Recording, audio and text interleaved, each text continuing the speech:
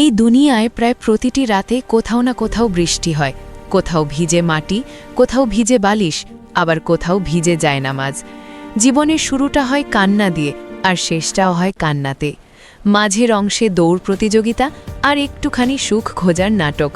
আসলে মানুষ বেঁচে থাকে মৃত্যুর অপেক্ষায়, বাকিটা সব মায়াজাল আর ছলনা। জীবন এক সংক্ষিপ্ত ভ্রমণকাল, এখানে রাস্তা চেনা যায় কিন্তু মানুষ চেনা যায় না।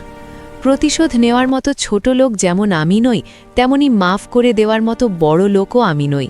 আমার সব অভিযোগগুলো জমা থাকুক আল্লাহর আদালতে, তার বিচারে কেউ ছাড় পায় না।